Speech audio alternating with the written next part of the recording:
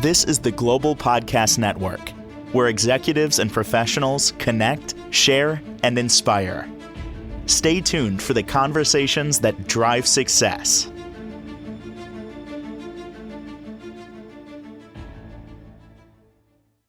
She has provided us with so much insight about certain systems in our body that nobody ever talks about. Even your doctor, your primary, doesn't talk about it, partly because they really don't know a lot about it. They're not fully trained in it.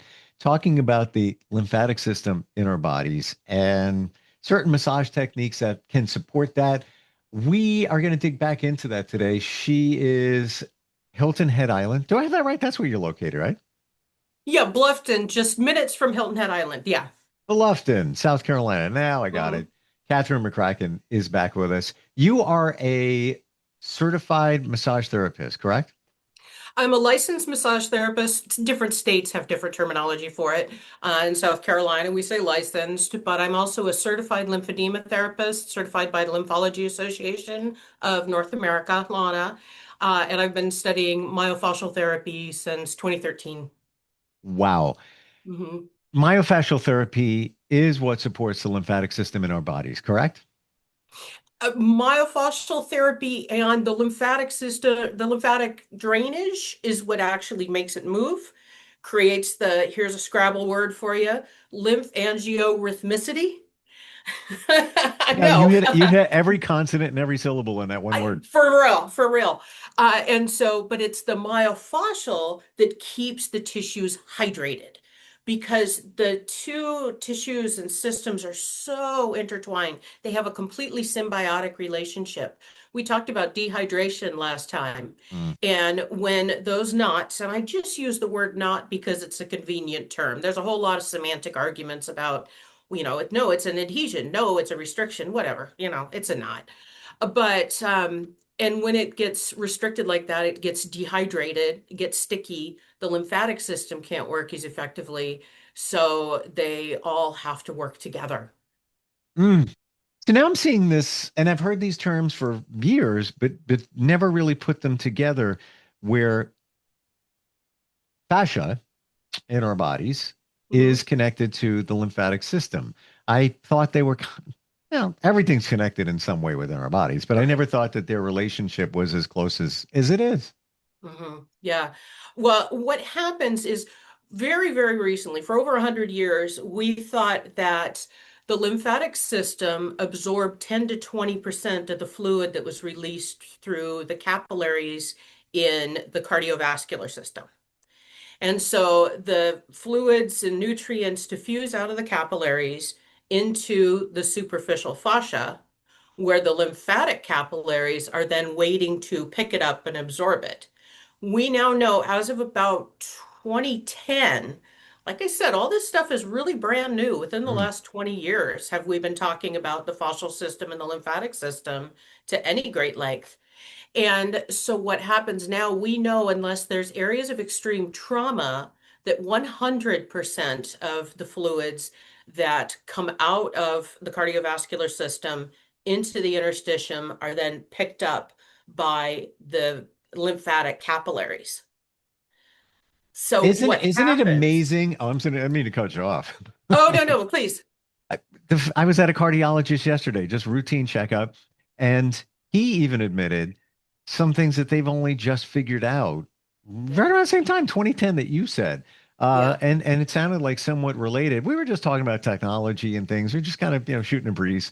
And it blows my mind that even with the technology that we have, all of this, a lot of it is only just coming to light.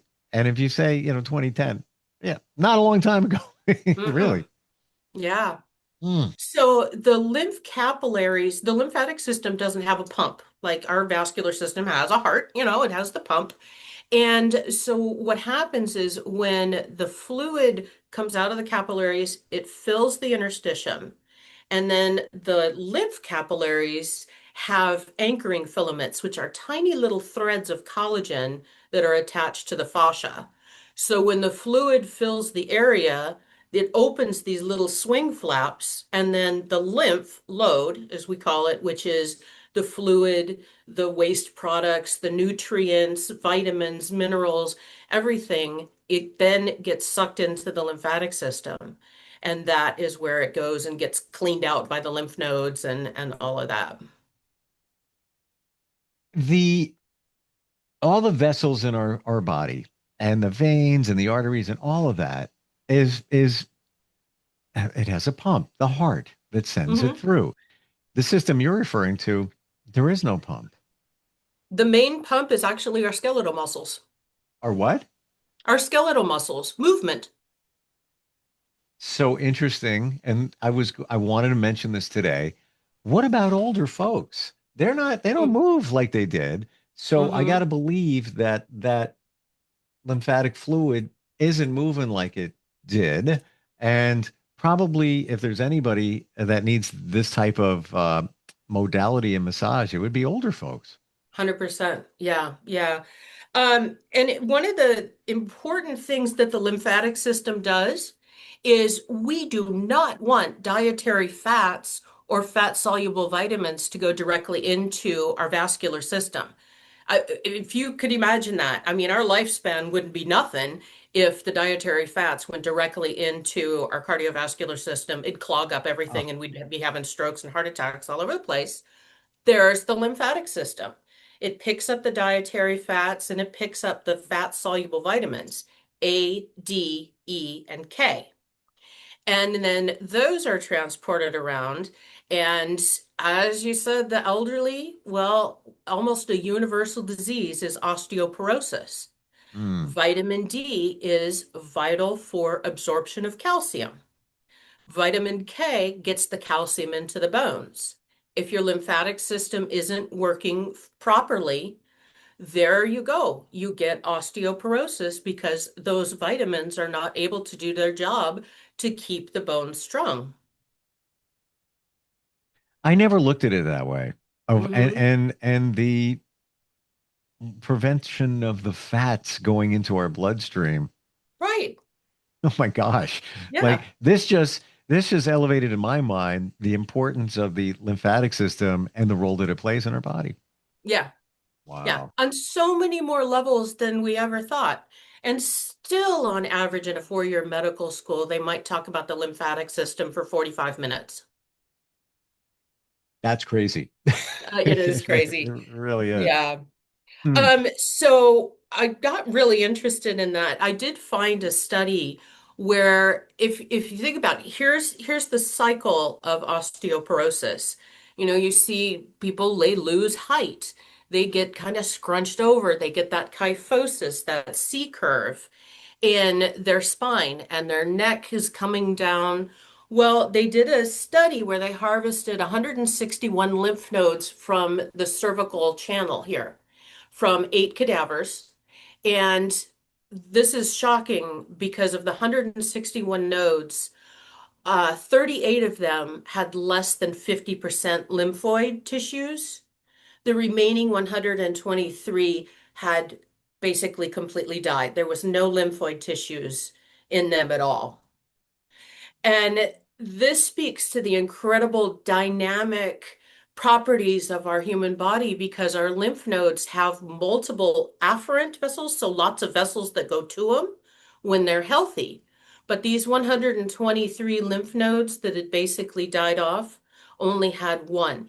So it's like the body said, you know, thank you for your service. We're going to reroute elsewhere to the lymphatic system. Wow. And when you say they had died, that was prior to, I mean, we're talking cadavers, but Oh yeah, no, they had died like long before the person died. Yeah. so We this have per roughly 600 to 700 lymph nodes in our body. Thank God we've got, you know, a couple spares, maybe, for the body to be able to reroute and transport the fluids to different lymph nodes. Here's another Scrabble word for you, anastomosis. That's where it can connect to something different. And that's what we do in manual lymphatic drainage, specifically for someone who has had lymph nodes removed for cancer staging and treatments is we create an anastomosis. So say if they had right breast cancer, we will then create an anastomosis to go over to the left lymph nodes to help the drainage so that the swelling is maintained How in do the you area. do that? How do we physically reroute? It's a very integral technique that we just very slowly start by the area that we want to take it to, and then work our way across, and then work our way up. So it's like if you've got a kink in the hose, you don't go to the end of the hose where the water comes out and go, how come it's not working? You start there and work your way back up to the faucet to make sure that it's all clear all the way through so that it can then get to the new direction you want it to go to. So here's a question I always wanted to ask related to this. And thank you, Kathryne, for the very descriptive explanation of this. When you're doing it, let's say you're doing a rerouting, Mhm.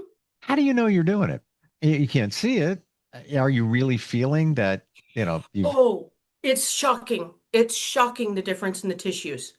I can't, wow, it blows my mind every time I feel it because the fibrosis, and that's where the myofascial treatments and training comes in because that fibrosis, it's so interesting. I got back up a second here, sorry, but the myofascial community and the lymphedema community are very much speaking the same language with just slightly different dialects. So the lymphatics community is saying lymphedema causes the fibrosis, but the myofascial community is saying the fibrosis causes lymphedema. It's like, come on, guys, let's get together and realize that ultimately it's the same thing. And so once I feel that fibrosis, then the fluids and the client, they will repeatedly say, I can actually feel the fluids moving. wow. Hmm. Okay. I've always wondered about lymphatic massage and, how you even know because you can't see it. And in my experience, had it done twice. It's such a light touch, Uh-huh. right? Yeah, yeah. And that moves it. It does. It does. And we go in again very specific. So we go kind of across the vessels and then pump, and then across the vessels and pump. So I had my aha moment when I was a kid. I went and stayed at my aunt's farm and I was milking the goats. And I was like, oh, instead of just squeezing the udders like that, you squeeze it off and then down, squeeze it off and then down. So I was like, oh, okay. So that's how it works. You're kind of like squeezing it off and then moving it. Imagine what that feels like, within somebody's body, whether it be, on their neck or chest or whatever it might be. You must Mhm. have developed such sensitive fingertips to feel that. I think that was actually an odd gift of being born with a rare eye disorder because I could not see when I was Hmm. a child. So I Okay. saw a lot of the world around me through my hands. It's Mhm. almost as if this was made for you. It really was. It really was. And that's why, I have my friend here who is, the animal totem of the massage therapist, the octopus. Wow. So what else Yeah. should we know? What else should we know about either the lymphatic system or myofascial release? Well, let's talk about osteoporosis a little bit more because it Please. is very much intertwined. And so, again, what happens with osteoporosis? We lose height, particularly in our spine, and the vertebrae themselves get scrunched down.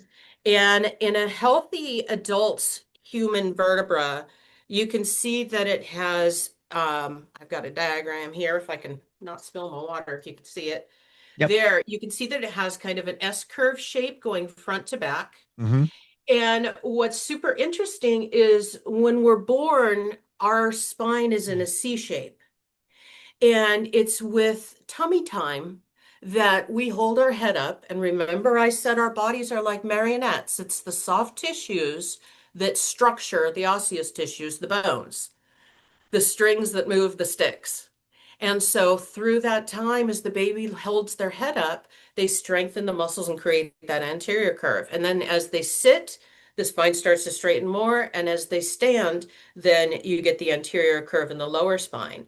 But as we age, and of course now with technology, we're constantly going forward. With every half inch that your cheekbone is in front of your collarbone, gravity adds 10 pounds of weight to your head. So when you're walking around with your cell phone, you're you have a 60-pound head because of gravity's pull on your head. So that is very much weakening the muscles there. And again, remember I said that the lymph nodes from the cervical, they had basically died off. Almost all of them were less than 50% functional. And so if you're down here like this, think about what's happening. The lymph can't drain from your head. It can't get around. It can't get the minerals to your bones. And then you start losing more and more and more height. As the lymphatic system fails, less able to move. And now you've got that downward spiral of osteoporosis. By using the myofascial therapy and getting those knots, rehydrated and getting the lymphatic system to work again, I have been able to reverse some clients' T scores, which is the bone density score. So not totally reverse osteoporosis, but maybe by two, three tenths of a point, which is really significant because otherwise it was just progressing into very damaging situations for them. And the rest of us might not even consider how this fluid from the lymphatic system gets into or even affects the bones. You know, Mhm. we look at it as, oh, that's the skeletal system, that's the cardiac system, that's this system. They're very much intertwined. Yeah, yeah. Even your bones are about 20% water. I never knew that. Wow. Oh, we're learning a lot here today. Um, Osteoporosis, what can we do? Let's say you get a little bit older, you want to prevent the onset of that. Is it ever too late? What should we be doing? What could we be doing? In my experience, it's never too late. But what you need to do is you really need to watch your posture. Poor posture is a leading cause of dehydration, which is the leading cause of premature aging. Really? Yeah. Had no idea. Mm-hmm. Mm-hmm. Well, okay, so poor posture, the leading cause of dehydration. Why would that be? Because what happens is your fascia senses your proprioceptors, those little cells that are in there giving the feedback for your place in space, where your body is, what position it is in. Uh, they are sending out information to your brain, and then your brain is saying, let's respond to correct that. So, whenever a joint is sliding out of alignment, the brain says, lock it down to the fascia. The fascia then holds on. Now, that's great to prevent the joint from sliding further out of alignment. Unfortunately, then it makes it hard for us as individuals to put it back into alignment. And so that's where, again, the myofascial therapy comes in. Soften the fascia, create the neuromodulation to get the nerves to go, it's okay. You don't have to keep saying fire, fire, fire. And then they let go, and the joint then can realign and stabilize. So, Catherine, are you saying that if we're at the very least here, we're mindful of our posture, sit up straight, and I have the worst posture ever. I know it. Like I see it in the mirror, and even a friend of mine, she's a trainer. She'll look at me and she's just said, "Soldier proud," meaning stand up straight. Yeah. Yeah. Um, by just doing that, are we much improving our hydration? Certainly, our spine and curvature and all of that, but even hydration, big difference. Well, hydration and the fact that then that area doesn't have to lock down to support the joint malalignments. Wow. This is an eye Hmm. opener today. I gotta tell you, like all of this stuff, never heard it anywhere. I've studied a little bit on the lymphatic system, myofascial release, all of that. Skimming the surface, but I would have thought this would have come up in looking into that. Never even heard of it. I Crazy. know. Hmm. Wow. Yeah. Couple of minutes left. What else do you want us to know? Well, very, very simple postural alignment. Everybody always says shoulders back, shoulders back. But watch, watch what happened to my neck when I did shoulders back. The Right. exact thing you don't want to Which happen. which is very classic. That Yes, head forward. 100%. So it's not shoulders back, it's shoulders down, head back. And the easiest way to do that It's shocking, but if you've ever been in the doctor's office and you've seen the anatomical posters of the muscle guy, he's always got his arms down by his side with his palms facing forward. Yes. That's what we call anatomical position. And that's when our muscles are in their most neutral position. So if you just, as you're sitting there, just shake out your arms, put your arms down by your side, turn your palms forward, and feel how your shoulders just automatically drop. Yeah, your neck just got longer. Hmm. Wow. Yeah. That So is so very weird. simple things like that. So And then, simple. yeah, so simple. And then to get the nervous system to get on board, to hold that new posture, turn your palms forward, lean your head back, take several deep diaphragmatic breaths, really make your ribs move. And as you exhale, hum, Mm. because the humming creates an interference with the nervous system. It's almost like it's going fire, fire, fire. And when you hum, it's like squirrel. So, yeah, it distracts it just enough to get it to stop firing as much, to get it Why to would we release. want to do that? To get the nervous system, because that's the granddaddy of them all. We're not doing anything in our body without our nervous system. It's telling everybody what to do. So we need to fool it. Exactly. Exactly. Because you could be lying on a beach drinking a Mai Tai and still be stressed beyond belief if you're breathing really shallow. Or you can have a saber-toothed tiger behind you and be totally relaxed if you're just breathing normally and like slow, deep breaths. Breathing is the key. And I'll tell you what, our vagus nerve, which is our main autonomic nervous system nerve, and our thoracic duct, which is the main duct of the lymphatic system, go right through the diaphragm. So every time you really stretch and contract that diaphragm, it stimulates both. So just deep diaphragmatic breathing can help move your lymphatic system and relax your autonomic nervous system. Amazing. Um, Yeah. Learned so much today. Wow. My head is still processing all of this. It's like really cool. Um, well, how do we connect with you? Somebody's got a question. Obviously, for massage therapy, you need to be in South Carolina, but what's the best way to connect? My website is innovaetas.com, Innovaetas.com, and you can contact me through there. Kathryne, thank you for all the insight, the information, eye opener, even these simple things of even the breathing technique, standing straight, and how the connection to our skeletal system from the lymphatic system so important. Yeah. So much going on Yep. here. Uh, Thank you. I learned a lot. I'm gonna be the smartest man in the room next time I'm hanging with some people. Oh, right Seriously. on. Get you set up for trivia night. If I could only say those big words, which I can't. All right, we'll catch up next time. All right. Thank Appreciate it. you. Thank you. This is the Global Podcast Network, where executives and prof- This is the Global Podcast Network, where executives and professionals connect, share, and inspire. Stay tuned for the conversations that drive success.